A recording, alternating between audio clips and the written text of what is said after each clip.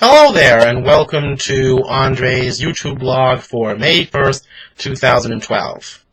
Well, it's May Day today. It's a very old holiday. Unfortunately, the weather is not that great where I am, and it's raining. But, sometimes the April showers extend into May, and Mayflowers come at different times.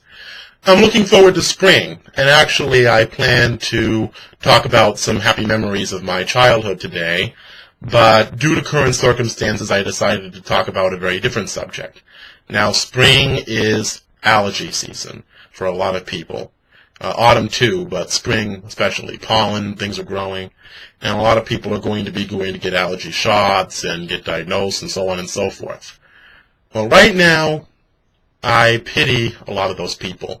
Not because I feel sorry for them having allergies, but I'm concerned about the treatment they're getting.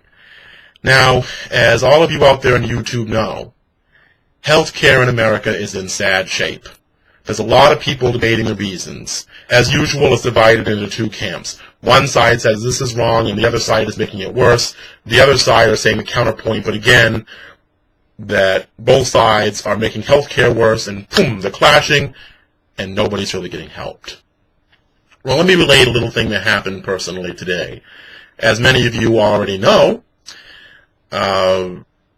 for a year now, well, over a year actually, I've been very sick with what has been diagnosed as a form of tonsillitis, which more specifically has caused mucus pockets to develop around my neck area, causing mucus to be discharged and to go back into my chest. I've treated it with medications and neti pots. They haven't worked, or at worst, the medications have made the symptoms actually somewhat worse.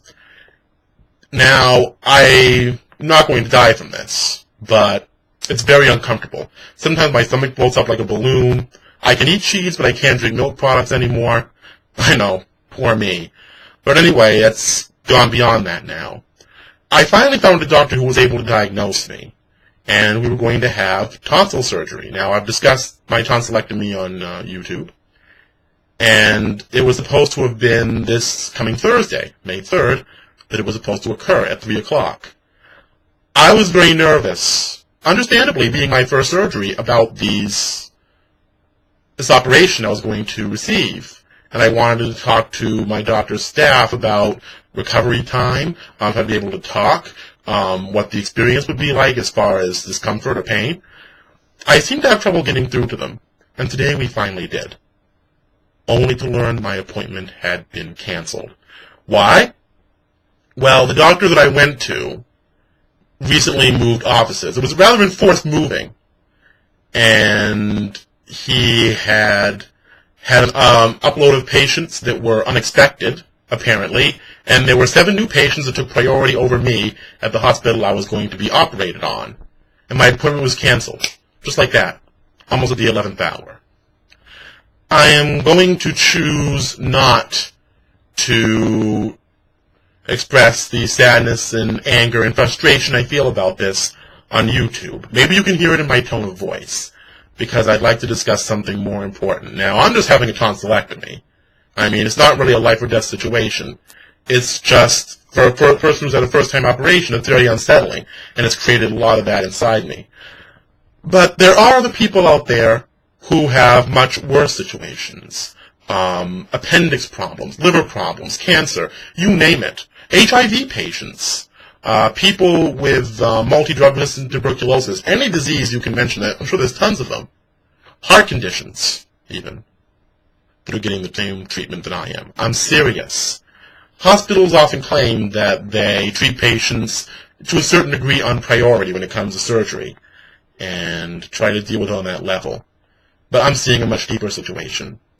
People say that the healthcare situation is actually something to do with economics, that if we had more money it would be better. But I have to be honest. I'm seeing new research and medical breakthroughs happen every day. I don't know if money's so much the problem. I think it's the way we handle the administrative side of medicine that seems to be the situation here.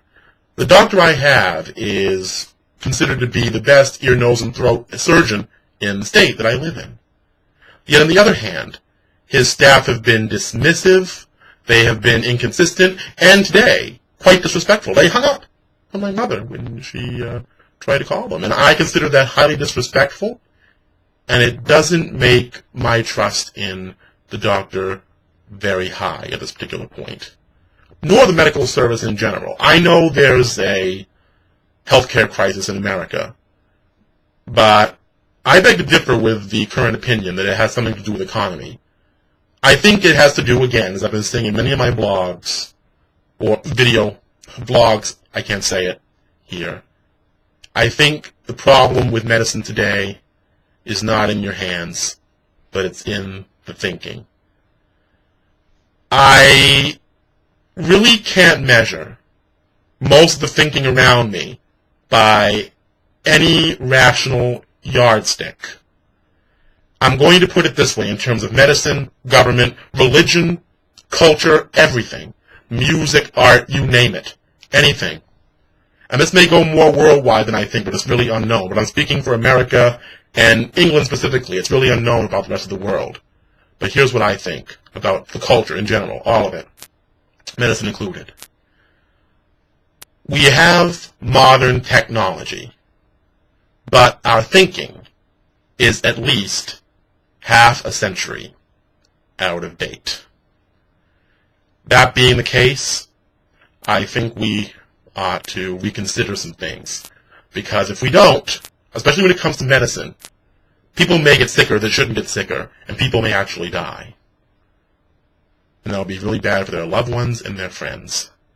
I know it's a very serious message to say, but it's something I encourage everybody to think about. Because if it could happen over a little tonsil operation, I don't even want to think about how it might affect a man with a heart condition who has a family of 6, for example. Think about that one. Hope you enjoy your day and keep positive. But consider what's around you and try to make things better. Talk to you next time.